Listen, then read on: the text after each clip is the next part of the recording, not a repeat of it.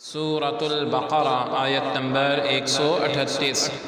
اعوذ باللہ من الشیطان الرجیم، بسم اللہ الرحمن الرحیم۔ صبغۃ اللہ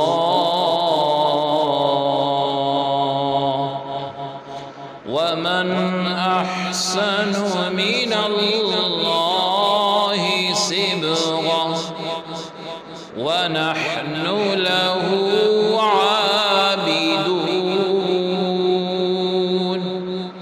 لفظی ترجمہ ہے صبغہ رنگ اللہ رب العزت کا، وا اور من کون احسن و بہتر ہے من سے اللہ رب العزت صبغتاً رنگ میں، وا اور نحن ہم لا واسطے ہو اسی کے، عابدون عبادت گزار۔ با محاورہ ترجمہ ہے کہہ دو ہم اللہ رب العزت کے رنگ میں رنگے گئے ہیں، اور کس کا رنگ اللہ رب العزت کے رنگ سے بہتر ہے، اور ہم تو اسی کے عبادت گزار ہیں۔ آیت کی تفسیر میں فرمایا گیا صبغۃ اللہ رب العزت کا رنگ، جس طرح رنگ کپڑے کے ظاہر اور باطن میں سرایت کر جاتا ہے، اسی طرح اللہ تعالی عز و جل کے دین میں سچے عقائد ہمارے رگ و پے میں سما جاتے ہیں اور سما گئے ہیں۔ ہمارا ظاہر اور باطن اس کے رنگ میں رنگ گیا ہے۔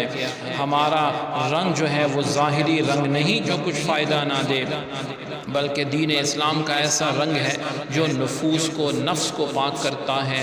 ظاہر میں اس کے آثار ہمارے اعمال سے نمودار ہوتے ہیں۔ عیسائیوں کا یہ طریقہ تھا کہ جب اپنے دین میں کسی کو داخل کرتے تو اس کے یہاں کوئی بچہ پیدا ہوتا تو اس کو پانی میں زرد رنگ ڈال کر اس میں اس بچے کو یا شخص کو غوطہ دیتے اور کہتے کہ اب یہ سچا عیسائی ہو گیا۔ اس رسم کو بپتسمہ کہتے تھے۔ اس کا اس آیت میں رد فرمایا کہ یہ ظاہری رنگ کسی کام کا نہیں۔ آج بھی دنیا میں جب کوئی توبہ کرتا ہے یا کوئی عیسائیت کے رنگ میں اپنے آپ کو رنگنا چاہتا ہے یا سچا عیسائی بنتا ہے تو یہ عمل کرتا ہے کہ ایک پانی کے ایک جگہ پہ یا اس کے اوپر پانی ڈالا جاتا ہے اور چھوٹے بچے کو پانی میں غوطہ دیا جاتا ہے اور کہتے ہیں کہ عیسائیت کا رنگ۔ تو اس کے جواب میں قرآن نے کہا کہ مسلمانوں تم کہہ دو کہ ہم نے اللہ کا رنگ لے لیا، اور اللہ کے رنگ سے بہتر کس کا رنگ ہو سکتا ہے؟ جو اطاعت کا رنگ ہے، جو اس کی نافرمانی سے دور رہنے کا رنگ ہے، جو اس کو راضی کرنے کا رنگ ہے۔ اللہ رب العزت ہم سب کو یہ رنگ نصیب فرمائے۔